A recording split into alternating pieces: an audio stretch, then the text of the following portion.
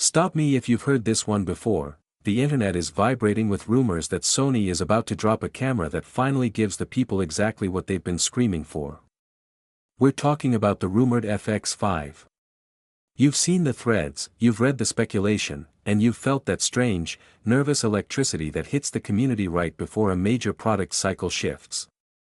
Is this just another piece of gear destined for the shelf, or are we staring at a genuine inflection point in professional video? To understand why everyone is losing their minds, we have to talk about what it actually means to be a Sony shooter. It's not just a brand choice, it's a professional condition. For years, the A7S III, the FX3, and the FX6 have basically defined the look and feel of modern video. They aren't just gadgets. They are the workhorses that you grab when you absolutely need to nail a job. They work, they don't overheat, the autofocus is essentially telepathic, and the low-light performance is, frankly, still unrivaled. But while Sony was busy making tools that just work, other brands started playing a different game. We've seen Nikon wake up from a long nap, Canon pushing boundaries, and Panasonic turning the open gate feature into a borderline religious movement. For a while, it seemed like Sony was stubbornly sticking to its own path, ignoring the loud, demanding voices in the comments section.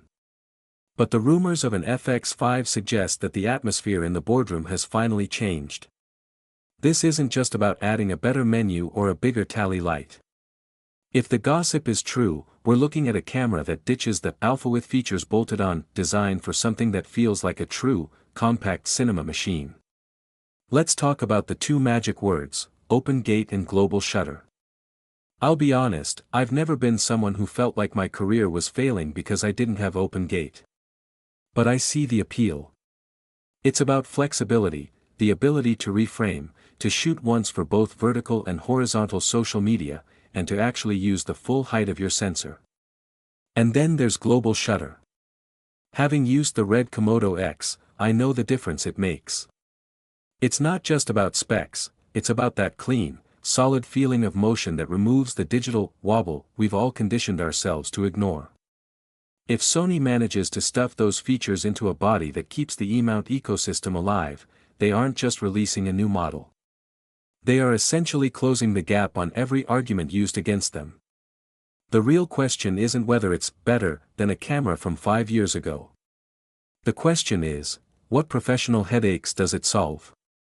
Does it make your bag lighter? Does it make your workflow on set faster? Does it let you say yes to a project you would have previously turned down? Of course, if this thing actually lands, it won't be cheap. We need to be realistic. This isn't going to be a budget-friendly starter kit.